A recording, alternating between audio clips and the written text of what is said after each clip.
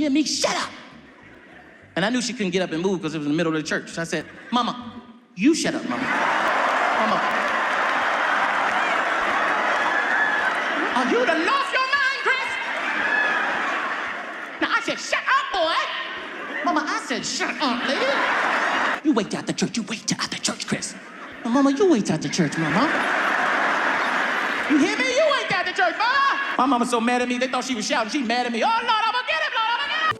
Chris Tucker and Michael Jackson shared one of Hollywood's most iconic friendships, and Tucker always talked about Michael with humor. So Michael come in there like with a ninja suit on, he's hiding and all black. All of a sudden, I'm sitting there, well, where's Michael? And then I turn around, he's like, hey, Chris. I'm like, oh, man.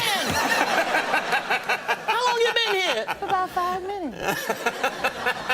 And then all of a sudden, we watching the movie, he's the loudest person in there. Really? Yeah, he's watching the movie like, hee, hee. I said, Michael, would you shut up before people see you? Chris Tucker doesn't just make people laugh, he makes celebrities completely fall apart. Even the biggest stars can't keep a straight face around him.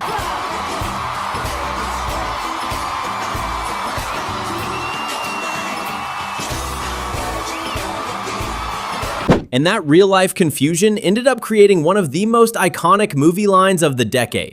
Connor! Who died, Lee? You! Detective, you? Not you, you! Who? You! Who? Do you understand the words that are coming out of my mouth? Don't nobody understand the words that are coming out of your mouth, man. Do you speak any English? Do you understand the words that are coming out of my mouth?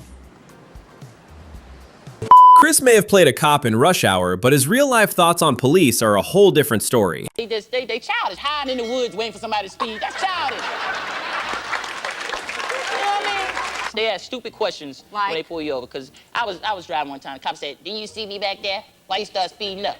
I said, because you was catching up. That's why I thought. Why you ain't got your seatbelt on? Because I want to How you think I ain't got it on? I forgot it. If you care about me, don't give me a ticket. Let me go. Just tell me to put it on. They don't care about you.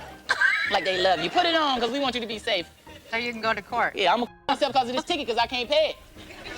Chris realized early that making people laugh was his gift, and school became the perfect place to sharpen I it. used to get on teachers' nerves. They used to hate me. They used to get mad. They say, listen, Chris, if you act up again, I'm gonna call your mama. I said, if you're gonna call my mama, you're gonna have to pay the phone bill because the phone been cut off for 2 weeks. She'd be pissed off. Get out of my room. Be sick. Go to the principal's office. I go to the principal's office. I didn't care. Because I was in the principal's office so much, I was cool with the principal. We were tight. He'd be like, what you do this time? Get in here. Get in here. Get in here. Close the door. Close the door. Oh, sit down. What you do this time? What you do this time? Call my mama, pay the phone bill. Man, you crazy. You crazy. You a fool, Chris. Chris was famous for improvising lines, but during Money Talks, his non-stop jokes turned one jail scene into a hilarious 56-take disaster because the cast couldn't stop laughing. They put their hands on you. And they tried to, man. And one dude gonna come and try to grab me from the back. That's how they caught me. That's how they brought me in. They was slanging like, yeah, like that. Then they grabbed me. Yeah. Man, get the hell off me, man. Hey, where your shirt at? Long before Kevin Hart dominated comedy, Chris Tucker was already cracking up Hollywood's biggest stars. From red carpets to movie sets, celebrities knew staying serious around Chris was nearly impossible. We went to a mall. We was out. Michael wanted to go to the record store or something. And let's go. And it was only thing was in the car was a Spider-Man mask. So Michael said, I'll put this on. We'll go in and we get. I said, Michael, you can't do that. Spider-Man ain't gonna just be walking through the mall. Ain't nobody gonna, they gonna know it's you, Michael. He's like, no, he won't. Chris, it'll work. It'll work. We go in the mall, and he was getting away with it until people figured it out, because I was with him, and he was like, Chris, is that Michael Jackson in that Spider-Man mask? No, that's Spider-Man. At least Chris had famous neighbors, because during his trip to China, he realized Jackie Chan practically owned the entire neighborhood. He owned everything. He's like, you like hotel? He said, you like hotel? I said, yeah, it's my hotel. That's my hotel. No. So I got to do more movies. Chris Tucker somehow turns even ordinary things, like having a neighbor, into comedy gold. You ever had a neighbor that borrow your shit and keep it so long, you have to borrow it back? Jackie was incredibly generous, but back then, most people in China had no clue who Chris Tucker even was. I was the only black person in Hong Kong. I was looking for black people. I said, where are the black people at? No black people, no. They thought I was Kobe Bryant, man. They didn't know who I was. Wait, Kobe Bryant? Like, Kobe, sign my autograph, Kobe. We love you. Where's Shaq? When Chris Tucker became one of Hollywood's highest-paid stars, his family reacted in the funniest way possible. What is your family's reaction to your success? Oh, they all quit their jobs when they found out I was making $20 million a year. They said, we rich. I was like, no, I'm rich.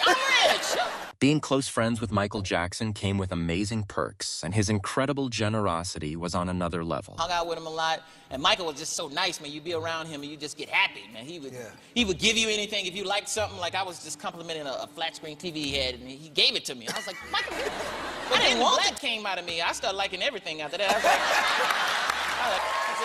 I said, Michael, I like that Rolls Royce. That's a bad Rolls Royce, not the old one, the new Rolls Royce, right there. He was like, you like it, Chris? I said, yeah, I like it. He said, you sure you like it? I said, yeah, I like it. He said, well, you better go buy one, because I ain't giving you my Rolls.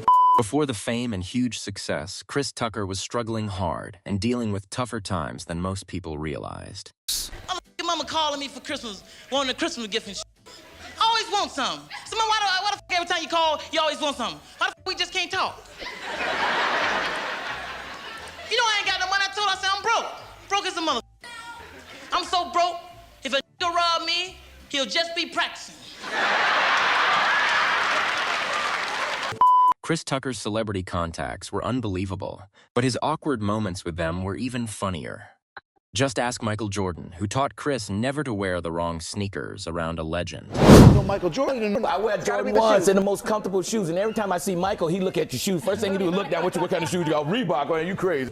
That meant picking up real survival skills, like secretly hiding cupcakes from his own family just to eat one himself. Used to hide the cupcakes, you know, because I'm the youngest of 6 kids. We hide the cupcakes, because they be gone.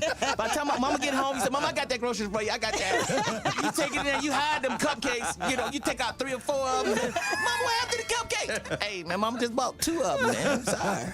Their friendship was so real that even years after Rush Hour, Jackie Chan still lit up whenever he saw Chris Tucker, and their chemistry somehow felt even stronger in 2012. Kind of a surprise for us all, but backstage we have Mr. Chris Tucker, Jackie's co-star.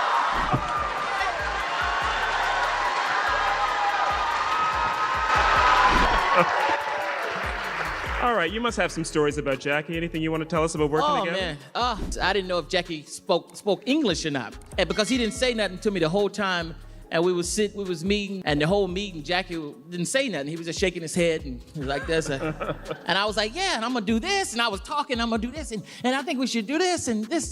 And Jackie was like, okay. So after the meeting, me and the director walked out. I said, it was Brad Ratner, the director. I said, do Jackie speak English, man? How we gonna do this movie? You know?